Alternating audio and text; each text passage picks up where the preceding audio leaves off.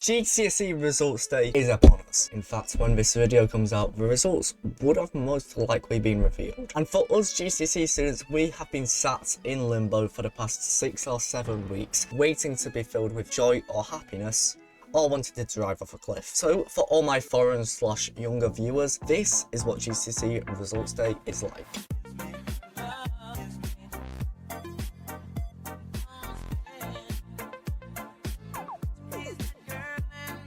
Now for starters, I can already see people typing, what is a GCSE? What does a GCSE result do?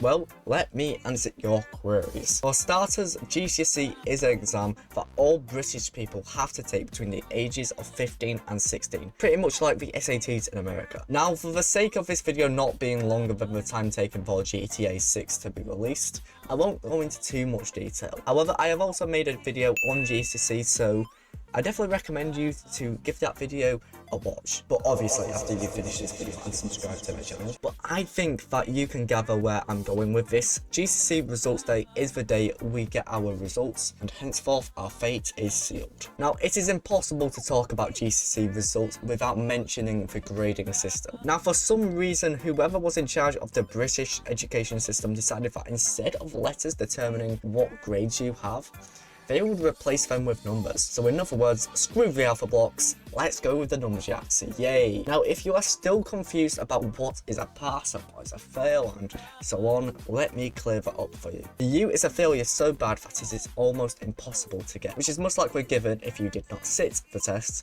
or answer any question. A 1 and 2 is a bad fail and could end up in you turning into either the IB for final loss or the job centre final loss, or both. A 3 is a fail but almost a pass, basically the I tried and failed GCSE result, aka Ferrari and Arsenal. A 4 is a pass but barely. A 5 is an average pass, which is what most colleges and sixth forms look at, i.e. upper schools in the US. A 6 or a 7 is a good pass that most people would be over the moon with. And then 8 and 9 grades, they are the holy grail of GCSE results. They are up there with the Nike Air Mags, the PSA 10 first edition Charizard, the possibility of world peace happening. If you don't go to a private school and you get a grade 9, you are either guessed so much that you are the luckiest guy on earth, or you're clutched up in the exam hall. The UK grading system also has a system called the bell curve, which basically creates the grade boundaries based on how good or bad people did at the exams. Grade boundaries go up, good for society, bad for students. Grade boundaries go down, bad for society, good for students. Now the bell curve really does grind my gears, because you're telling me that 40% of students will always fail? Who knows, this could be a major conspiracy for the government so they can keep the job centres open. Speaking of which, these grades can determine what you do with your life. Now, I'm not going to go into like saying if you fail, you're going to be a job centre final boss for the rest of your life. But hear me out. Everyone will have contacted colleges and sixth forms that they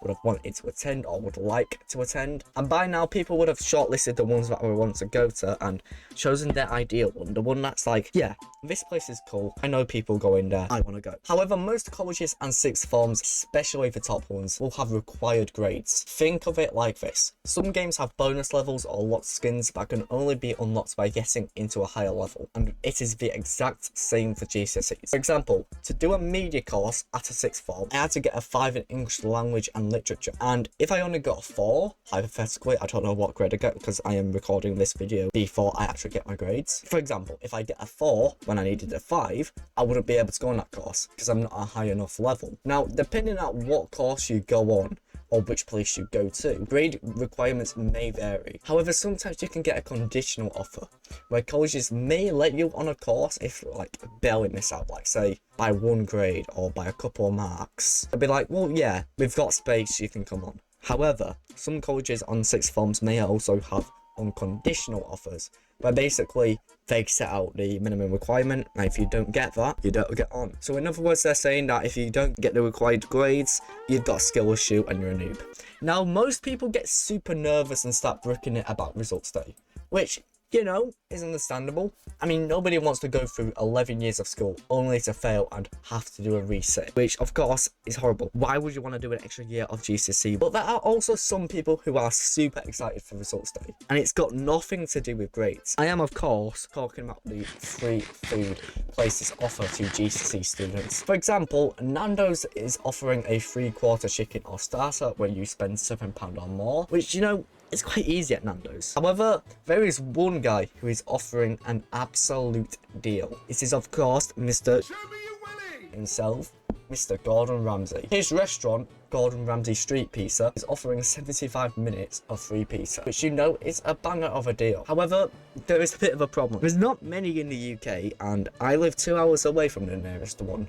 So that takes all the hopes of having free pizza. And that is it for all the main things about GCSE Results Day without getting into the little details. And if you're like me and you are getting your results on the Thursday before this video comes out, hopefully you did well. And hopefully we also open it up to, you know, absolute fire and not just a lot of crap. And then you have to realise that you're being broadcast live on national TV. An A in maths, a B in science, and a B in cooking. Where's the A star? What? I didn't get one. Where is the A star? I didn't get one, Mum. Too much game station. What? No, I thought that... Too much game station. Too much game No. I mean, how do people even do that? I mean, I could never. Anyways, that is going to be it for the end of this video, and if you did enjoy, I do ask you to like this video and subscribe to the channel. I'm a pretty small creator, and any support on the channel can go a long way into me being a successful YouTuber. And I'm going to try and get 250 subscribers before the end of the year, so any support you guys can give would be greatly appreciated. But anyways, like, comment and subscribe, and good luck with your results. But hopefully, on Real Talk, let's hope the grade boundaries are low so we can get for 6 7s.